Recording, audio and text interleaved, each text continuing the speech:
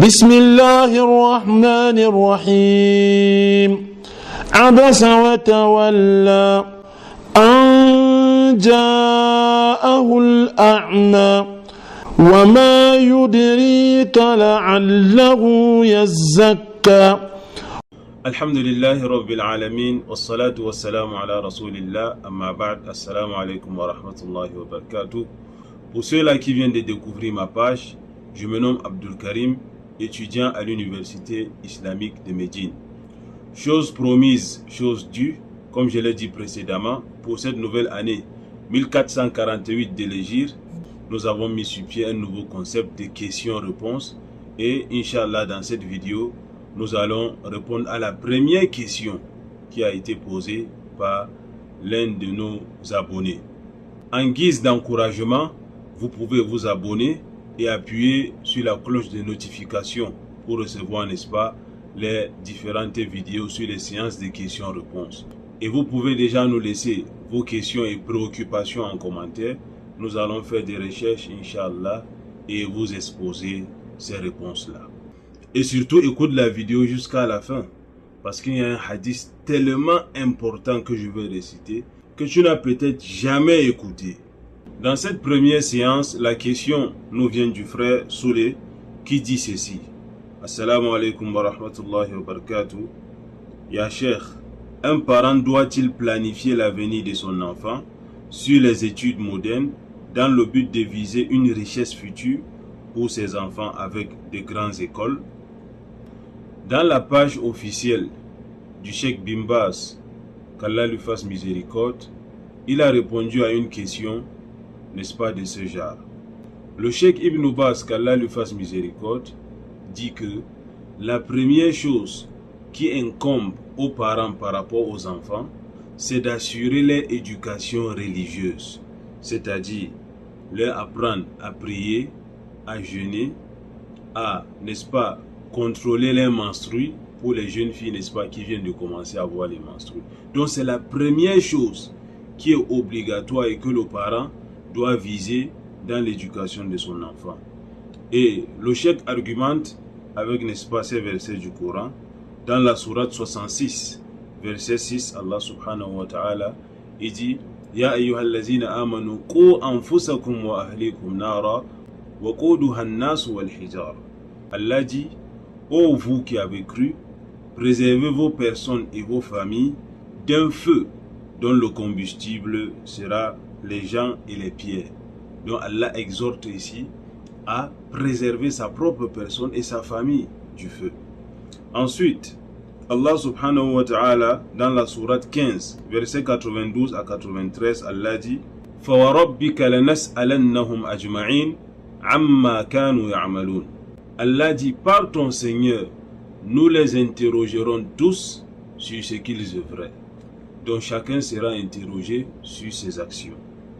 Et le cheikh, n'est-ce pas, continue en donnant un hadith authentique du prophète Muhammad sallallahu alayhi wa sallam qui dit: kullukum ra'in wa kullukum mas'ulun an ra'iyatihi. Chacun de vous est un berger et il sera responsable de son troupeau.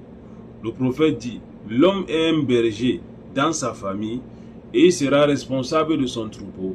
La femme est une bergère dans la maison de son mari et elle sera responsable de son troupeau.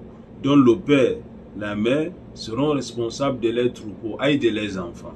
Donc le cheikh nous montre ici que la première des choses qui est obligatoire et qui incombe aux parents, avant de penser à toute autre chose, c'est de donner cette éducation religieuse-là aux enfants. C'est là où s'arrête la parole du cheikh Ibn Baz, qu'Allah lui fasse miséricorde. Maintenant, le deuxième volet de la question, et c'est là où nous allons entrer en profondeur par rapport à la préoccupation du frère.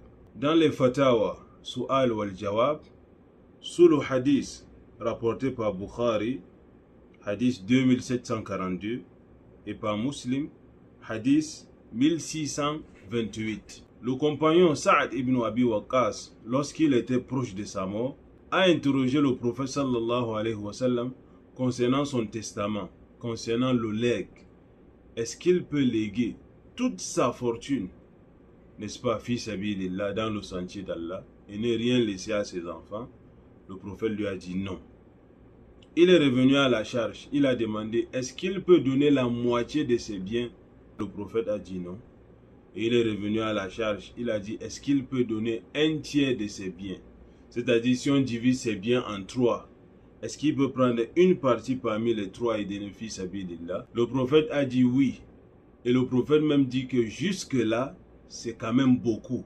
Mais il n'y a pas de mal là-dessus. Et le prophète finit en lui disant une parole ô combien importante. Le prophète lui dit, il est mieux pour toi de laisser tes héritiers riches que de les laisser pauvres, contraints à mendier, contraints à tendre la main pour demander. Et nous voyons que ça c'est un hadith qui est tellement d'actualité à notre époque. Combien sont des enfants dont les parents sont décédés et que ces enfants-là se sont retrouvés à la rue et que ces enfants-là n'ont pas eu le soutien, que ce soit de leurs oncles paternels, oncles maternels, tantes et la famille tout entière. Donc ça montre que le chef de famille, le père de famille, doit non seulement commencer par éduquer ses enfants islamiquement, comme le cheikh Ibn Baz a dit au début, mais maintenant, voir dans quelle mesure il peut les favoriser.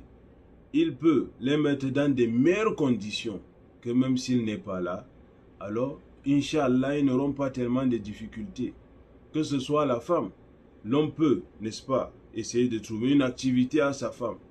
Donc, pour répondre clairement à la question du frère, la première des choses à faire par rapport aux enfants, c'est leur donner une éducation islamique.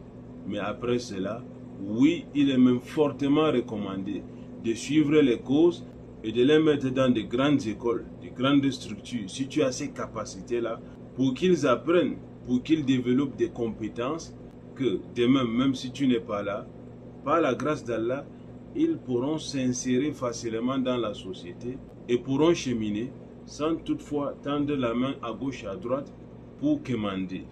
Si cette vidéo t'a plu, abonne-toi, appuie sur la cloche de notification et surtout, laisse ta prochaine question en commentaire.